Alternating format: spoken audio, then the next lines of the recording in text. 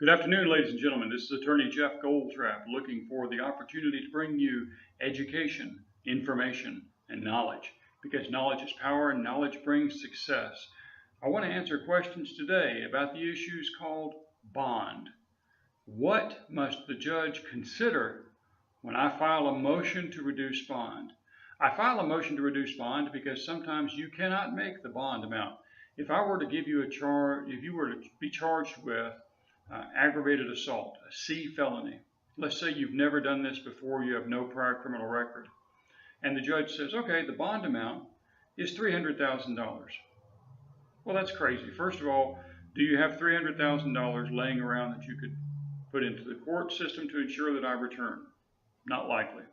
Do you have a piece of property that you have $450,000 in equity? Probably not. Do you have a bondsman that you could give $30,000 to and then show them or let them sign on and promise to pay $300,000 if I don't return? I would suggest that I don't have any clients at this time that could do something like that.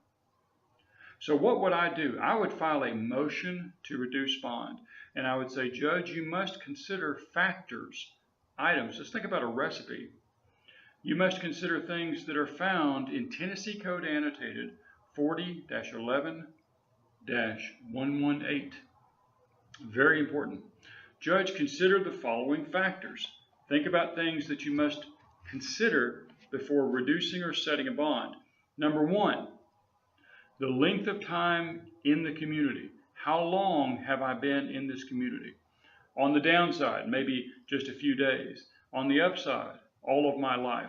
Number two, the employment status. Is this a client who has always worked since he was an adult? He or she was an adult or young person? Or is this a person who's 25, 30 years old and has never held one job? These are factors that a judge must consider. Number three, the family ties and relationships. Is judge going to put somebody out into the community who has no ties to the community? What's the likelihood that they're going to leave and flee the jurisdiction? Or judge is going to put somebody out on bond and their mom, their grandma, all their extended family are from right here in Davidson County. Important to remember, or maybe Middle Tennessee. Important to remember. Point number four, the defendant's reputation, character, and mental condition. Now, reputation cannot be 12 people that come up and say, you know, I was his 10th grade geometry teacher and he was always a good student. We're talking about your reputation for honesty, your character, your dependability. What are the chances when the judge says, I'm going to let you out on bond, what are the chances that you will appear in court when you're ordered to be in court? Or if the state says you're charged with aggravated assault, you're charged with the vicious beating of this individual, can I bring in people that will say, I've known him for 10 years, I've known him all his life, he's never, struck anyone, he's never harmed anyone, he's never threatened to hurt anyone. That would be my reputation for peacefulness. The judge is supposed to consider reputation, character, mental condition. These are all factors that a judge should consider. Number five, the defendant's prior criminal record, record of appearance, record of flight. Very important.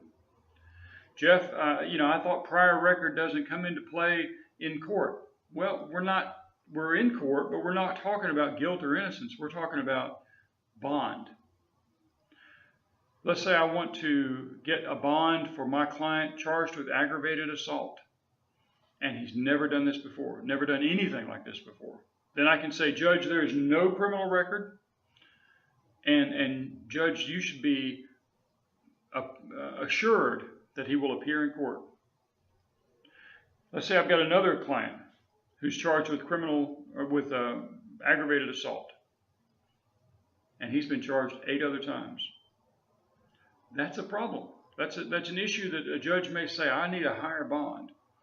Maybe the state says, Judge, not only should you think about the 8 other times that he was charged with assault, but the fact that 4 of those times he ran away from this jurisdiction and we had to go to Michigan or Alabama or California to go pick him up. That is a factor that the judge must consider.